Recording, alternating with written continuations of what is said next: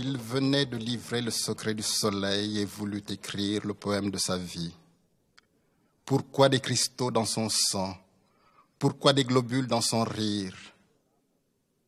Il avait l'âme mûre quand quelqu'un lui cria « Sale tête de nègre !»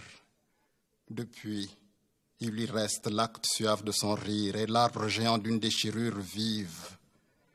Qu'était ce pays qu'il habite en fauve, derrière des fauves, devant, derrière des fauves? Son fleuve était l'écuelle la plus sûre, parce qu'elle était de bronze, parce qu'elle était sa chair vivante. C'est alors qu'il se dit « Non, ma vie n'est pas un poème. Voici l'arbre, voici l'eau, voici les pierres, et puis ce sacerdoce du devenir. Il vaut mieux aimer le vin et se lever matin, on le lui conseilla. Mais plus d'oiseaux dans la tendresse des mers, sale tête de nègre. Il est le frère cadet du feu. Ici commence la brousse, et la mer n'est plus que le souvenir des mouettes, toutes dressées, dents à dents, debout, contre l'écume d'une danse capitale.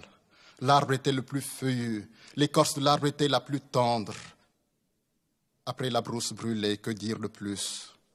Pourquoi dans le vin y avait-il de l'absinthe? Pourquoi remettre dans les cœurs et les caïmans et les piroguiers le flot du fleuve?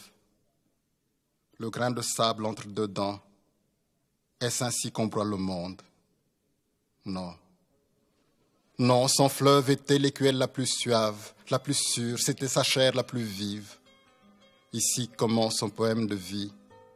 Il fut traîné dans une école, il fut traîné dans un atelier, et il vit des chemins plantés de sphinx.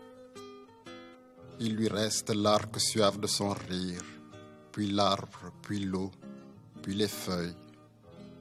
C'est pourquoi, vous le verrez, les piroguiers de pied ont repris aux remorqueurs de coton français leur clameur.